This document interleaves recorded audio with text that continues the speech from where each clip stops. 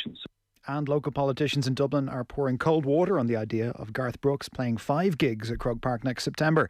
Councillor Mannix Flynn says the country music star should leave it at 3. That's the way it's done here. And there's no need to try and kind of, say you're going to give X, Y, Z to the community. And I just don't want to see a situation where we end up in the High Court. But I cannot see the authorities giving him this concession. It's just gone 2 minutes past 7. News Talk Weather. Thanks to Ryanair. Time for a golf trip to Spain, Italy, Portugal, Scotland and more this autumn. More showery rain in spots tonight, mainly in the west and northwest, turning misty and close to flat calm. Lows of 9 to 13 degrees. And now you're up to date on News Talk. The Newsround on Off the Ball. With Gillette. Put your best face forward with our new and improved razors. This is News Talk. Hello there, you're welcome along. So it's Tuesdays Off the Ball. Joe Molloy with you this evening. Really good show on the way. Andy Mitten will join us on the football show on the back of Ronaldo's 3rd goal now in 2 games for Manchester United. They're 1-0 up as things stand with an hour on the clock against Young Boys over in Switzerland in one of the early Champions League games. So Andy's going to join us at 9 o'clock at full time. Former Premier League referee Dermot Gallagher as well on what he's making of the league's newfound leniency in light of the Harvey Elliott injury, which should be an interesting chat. And then plenty of rugby for you as well this evening. Been a bad few days for women's rugby in this country. There was the Energia Park controversy on Saturday. And now, World Cup qualifications taking a huge blow after last night's loss to Spain. Niamh Briggs, Fiona Coughlin, Alison Miller, all in a panel with us from 7:30. They weren't impressed with the performance against Spain last night, to say the least. And we'll give you some Paul O'Connell as well. Paul O'Connell on OTB AM this morning. So we'll bring you some of his chat with the lads. 53106, the text number. We are at Off the Ball on Twitter. Richie McCormack, hello. We'll go again. Richie McCormack, hello. Howdy, Joe, you well? I'm very well. Hell of a delay there. Did you hear me the first time? Oh, it's a big delay. Dave McIntyre, please God, don't let there be a delay on your line. Hello. No, please let there not be, Joe. Otherwise, it's just you and me. How are you? Yeah, very well. Very well, very well. Dave, the impact of Ronaldo continues. So another goal this season. Yes. Beautiful pass by Bruno Fernandes. That's not even scratching the surface, Dave. Let me bring you Lee Grant, Manchester United goalkeeper. He was talking yesterday in advance of this game about the impact Ronaldo was having on the squad. So Lee Grant here. Haven't seen Lee Grant play too many games, but he seems like a nice fella, interesting fella, bit of fun. So he says, to give you one instance of the impact Ronaldo's having on the group, he says, this was Friday night in the hotel. You finish your dinner and usually you've got some cheat stuff out. You got some apple crumble and custard, or you've got a bit of brownie and ice cream. I'll tell you now, not one player touched the crumble and custard. Not one player went up for that brownie. One of the lads said to me, what's Cristiano got in his plate? We were having a little goosey gander at what he's got, and obviously it's the cleanest, most healthy plate you can imagine. It just cracked me up. Not one single player dared get up and have the junk food in front of Ronaldo. I'll tell you one of his plates. This is one of Ronaldo's plates. He had several. One of them was quinoa, avocado and a couple of boiled eggs. So there you go, Dave. The impact of Cristiano Ronaldo, it knows no bounds. No, I get there was a lot of talk that this is the sort of influence he would bring to the squad, isn't it? And that he'd be a huge help to younger strikers, the likes of Rashford and Jadon Sancho and Mason Greenwood in particular. And he hasn't got to the point of his career at his age and at the level he continues to be at by going for that brownie and for that apple crumble and custard every time he has a team meal in the hotel. So, if it's a positive impact outside of what happens between the 4 quarter flags, well, that's great too. I mean, you glossed over the ball from Bruno this evening. My word. It's as good a pass as you will see in the Champions League this week, next week, for several weeks, I would think. But Ronaldo was there in the end of it, which is exactly what he's paid to do at this stage of his career. Yeah, very tasty pass. By the way, all this was put to Ole Gunnar Solskjaer, this Lee Grant anecdote of the players not having desserts. And Solskjaer, I think, could see the headlines in advance and so played it down straight away. So he said, To be fair, that's just a joke. It's not like we're all lined up having junk food and suddenly Cristiano has changed it. So Solskjaer was kind of at pains to point out we're not having brownies every night at the team meeting. But you're right, the Bruno Fernandes ball was delicious, to continue the food theme. It was beautiful. And kind of like they've combined more for Manchester United in 2 games than I've seen them combine for Portugal. Yeah, Bruno just never seems to find his niche in that Portuguese side. There are a lot of world-class players in the team, obviously, but more often than not, Bruno's hauled off after 65, 70, 75 minutes. He never really seems to impact games the way he does at Manchester United. Maybe he's just not as vital a cog in the Portuguese wheel as he is at Old Trafford. I mean, most things go through him. If not Pogba, it's one of the two. But yeah, you're right. It's 70-something we saw over the course of Euro 2020 that Bruno Fernandes was never really in a position where he could show the sort of form for Portugal as he did last season with United. I think a lot of that might be to do with the fact that he's absolutely exhausted as well. He just hasn't had a break, and I would worry from a Manchester United point of view that he'll get to a similar state of fatigue by the midpoint of this season as well, because he looked very tired at the back end of the Premier League campaign and took that right into the European Championships. We'll try take 2. Richie McCormack, hello. Joseph, you well? There we are, loud and clear. How you doing? Good. Welcome back. Thanks. I've spent the day not remembering my login passwords for anything. Yeah, welcome to the party, pal. That's become a recurring theme over there. When you were talking about the Manchester United diet and the Cristiano Ronaldo diet and all that, I thought that was rather, excessive and, indulgent compared to what McIntyre over there would eat on a daily basis. I've seen that man's lunches. Oh, listen. And they are scary. They would intimidate anybody. Protein balls, every kind of fruit and vegetable known to man. No, really. No, that's a myth that's been peddled, and I've been happy enough to non-deny it, allow it fester. Listen, those biceps don't just happen, Dave McIntyre, but we'll move on. They're licensed by the NRA. So, well, listen, I've been away. Oh, young boys have equalised. Should let you know, 65 minutes on the clock. Just seeing them pull away and celebrate now on the AstroTurf in Switzerland. So young boys won, Manchester United won. It is 10-man Manchester United, by the way. Dave, I don't know if you saw it, but Wan-Bissaka sent off for going over the top of the ball. Definite red card. Oh yeah, there's no debate about it. It's one of those. He wasn't looking to do the guy. He just clumsy touch, which meant he was stretching for the second ball, and his opponent got there first, and he was in just above the ankle, and luckily there was no injury involved. But yeah, it was straight red, I don't think. And in fairness, Wan-Bissaka didn't protest at all. He knew he was in trouble with that clumsy first touch, and unfortunately it got away from him, and the game is looking like it's starting to start getting away from United now. I'm just seeing the goal now. It's a close range topo from there, just outside the edge of the 6-yard box. 25 minutes plus remaining. United are really going to struggle to take something from this game now. Yeah, ball came in from the right hand side, made its way through a few bodies, and then Nicholas Niam-Alu gets a toe to it. It's actually a pretty good finish, in fairness to him. So that's 1-1 in Switzerland, 67 minutes on the clock. You suspect United wouldn't be heartbroken with a point, given the fact they're down to 10 men this evening thus far. Even Richie, I don't know if you saw it, but even in the days now, and we'll be talking to Dermot Gallagher about this later on, in the days of letting the game flow, that was a definite red card. What have you made of the discussions around the injury to Harvey Elliott and the sense some people have that this was the natural, inevitable conclusion to, the more lenient refereeing we're seeing, or do you feel like, look, this kind of a tackle would have happened maybe in previous seasons as well?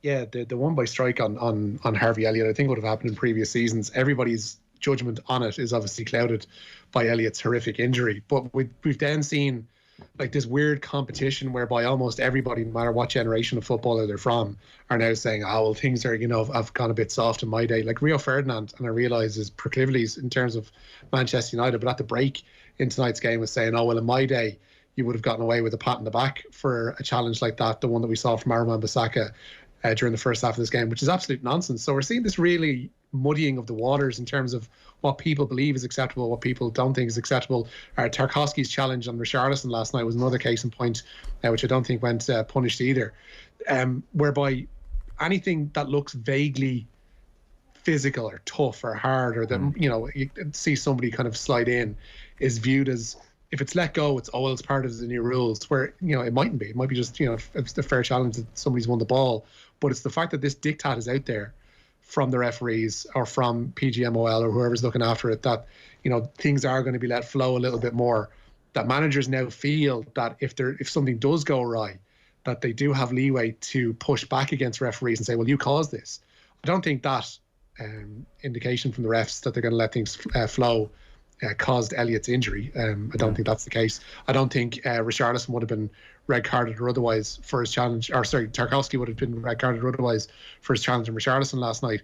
But what it has done is created this enmity between the managers and the officials, which I don't think needed to be there. And it's given both sides grist to the mill to give out at one another and say that there are problems when, there might necessarily be those problems. Yeah, I must say I'm really interested to chat to Dermot Gallagher later on and see what he's made of the season thus far, because I thought it's been brilliant. I mean, now the Elliott challenge has probably cast a shadow over it, Dave, but I remember even, was it the opening weekend or second opening weekend of the league, and it was Manchester City against Spurs, and Spurs ambushed Man City, and one of the more enthralling parts of the game was Tanganga at right back taking on Grealish and Sterling at various points.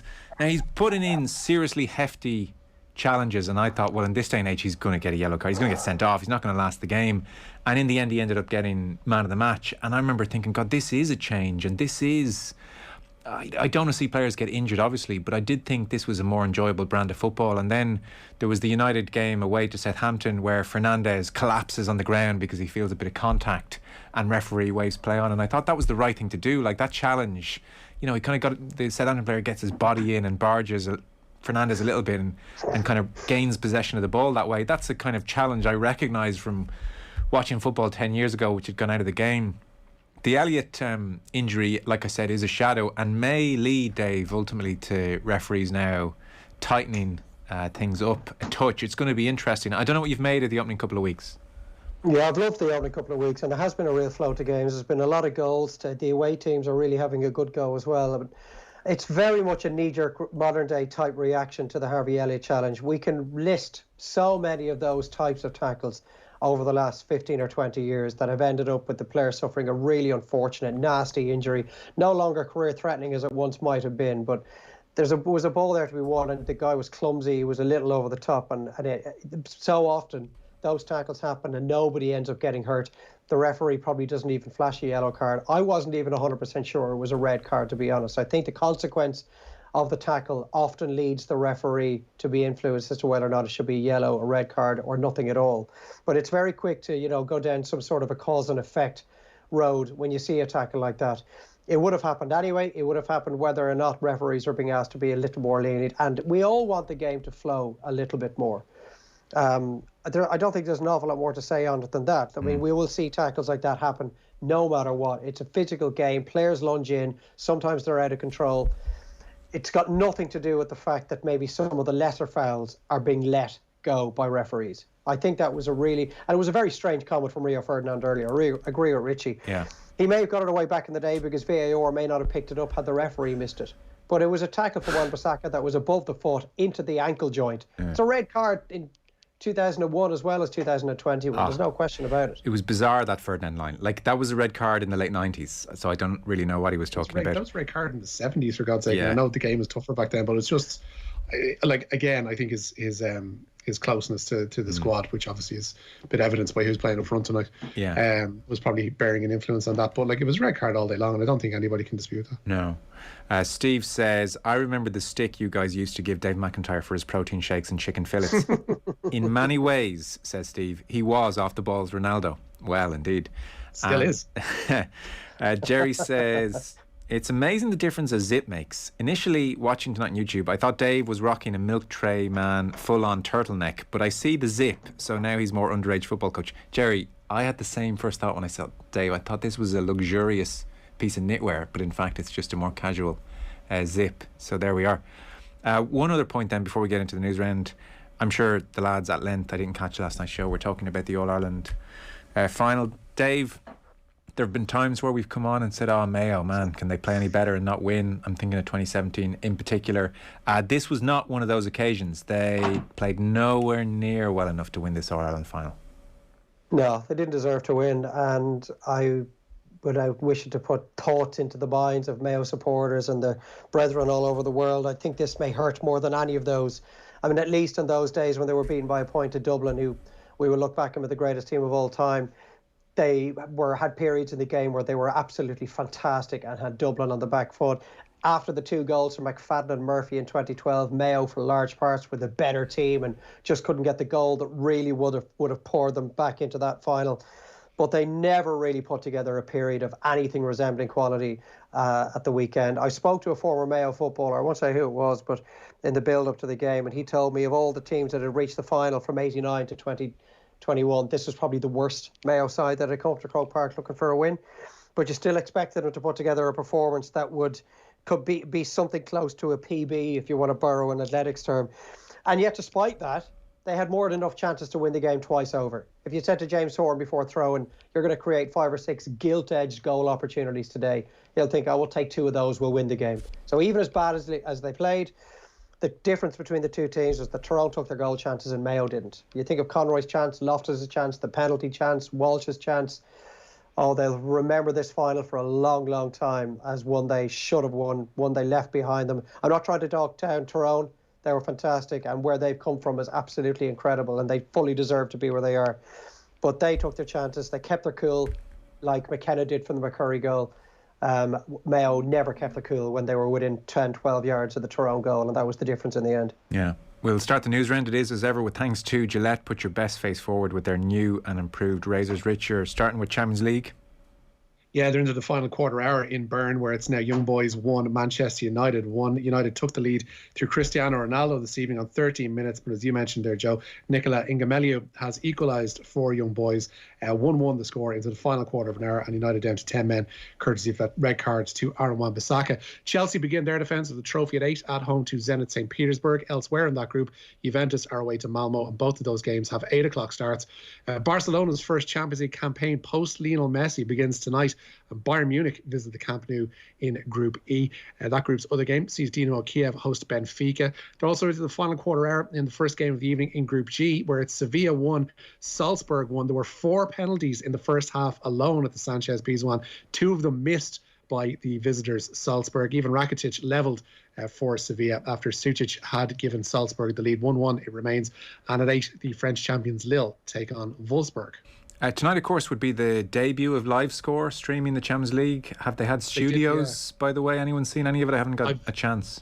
I've watched bits of it on. They did the qualifying round as well, and I was watching. Was it Benfica? I think were on the qualifying round that night. No, it's literally like live streams of the games. So when you go into the app, when you have the list of games, there's like a camera notification to the left of the scoreline.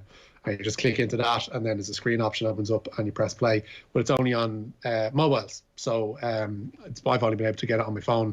There's no live score compatible app on the old lappy there. So it's just been on the mobile. It's been decent. Like the coverage is your main Champions League cameras. Martin Tyler and Alan Smith were on that Benfica game I was watching. So decent. Okay. But no studio so far. Basically, I'm saying if there's a job opportunity there for me and not Dave McIntyre. So Liverpool then, Harvey Elliott. We were just talking about Harvey Elliott. Yeah. He's had surgery, I think today, is it, Rich? Yeah, he was in London for that surgery on a dislocated ankle. The midfielder suffered that horrific injury in Sunday's 3-0 win away to Leeds. Leeds themselves have lodged an appeal against Pascal Strike's resultant red card. Meanwhile, AC Milan will be without Zlatan Ibrahimovic for tomorrow night's Champions League game away to Liverpool.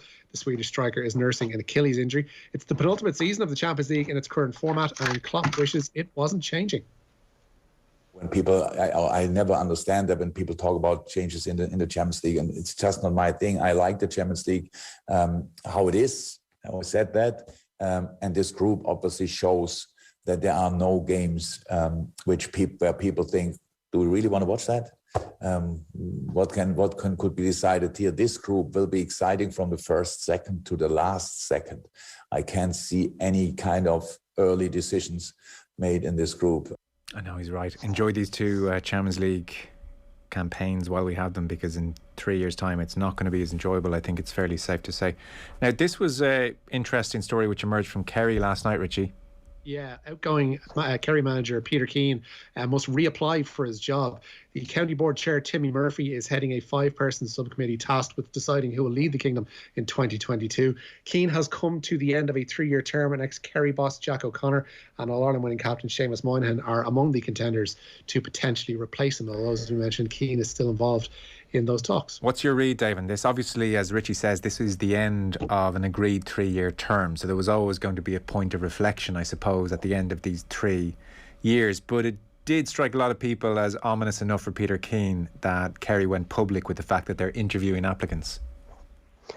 Yeah, it can be a humiliating experience when a manager's asked to reapply for a job that he's held for 2 or 3 years. I mean, Brian Cody's continually reaching the end of his whatever his agreed term is. It's changed in terms of its duration over the years, but they've never asked him to reapply for his job. Most recent example of it is Declan Bonner up in Donegal. He was asked to do it and he ended up getting it again. Some managers will feel it's beneath them to reapply for a job that they already have.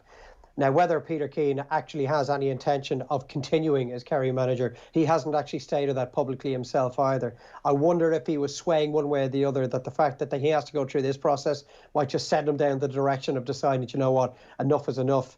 It also obviously depends on the calibre of guys that are up against him. It's really interesting to see.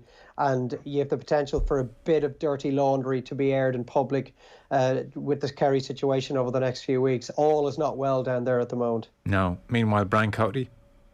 Yeah, the longest serving man in inter-county management is continuing in his job. The Kilkenny County Board last night ratified Cody for a 24th consecutive year. The Cats, though, have gone 6 years without winning the Liam McCarthy under Cody. That was the same amount of time he broke their dry spell in 2000 by lifting the All-Ireland Championship that year. I would still put it to you, Dave, that it really does feel like Brian Cody has the absolute respect of this team, and he's still getting a tune out of lesser players compared to earlier in his tenure, and also he's evolving. It's not like he's sticking rigidly to the brand of hurling he was playing 10 years ago. I never quite know what the vibe is in Kilkenny. We get the occasional text increasingly over the last couple of years saying they're not so sure about Cody and maybe it's time for somebody new. But like, to my eye, it still looks like Cody's getting a serious tune out of this group.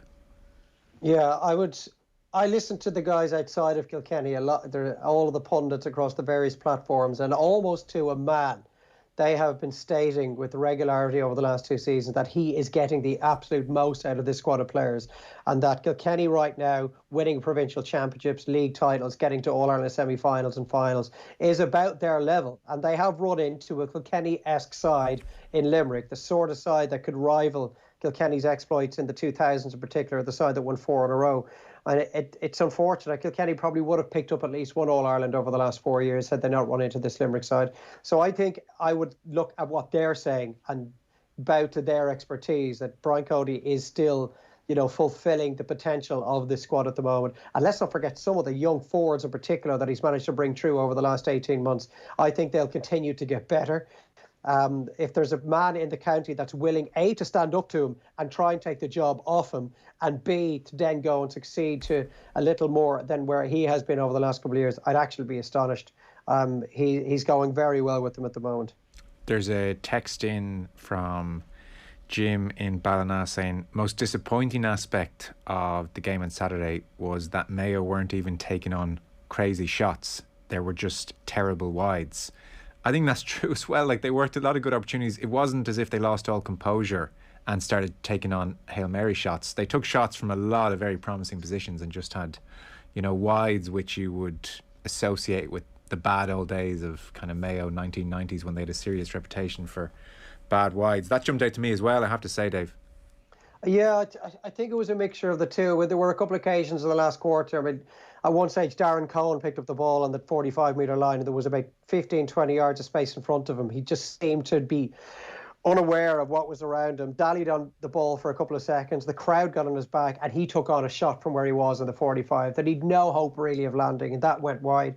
I think that Brian Walsh completely lost his composure when he had the ball on the right side of the penalty area and just thrashed at it and sent it high and wide. That was a complete loss of composure as well. So, yeah, there were mixtures of poor execution and really poor decision making. And that goes from goalkeeper through defence and then into the forwards as well, because Rob Henley for the McShane goal made a very bad call as well. So I think I do think there was a loss of composure in Mayo in that last, certainly 12 to 15 minutes in particular. But yeah, our listener has a point. There were some just poor executions of shot taking as well.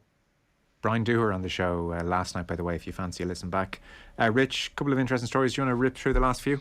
Yeah, the Gaelic Players Association looks set to back a league-based football championship structure. Reports suggest that a majority of inter-county players are in favour of that change. A special congress is due to be held next month to consider the proposed formats. While speaking of formats and the like, the GAA has asked all players, supporters and members to help shape the next 5 years of the association. They've issued a wide-ranging survey asking for input on a number of issues that need addressing. The questions are based on the work conducted by the GAA's Strategic Plan Steering Group, which is chaired by GAA President Larry McCarthy.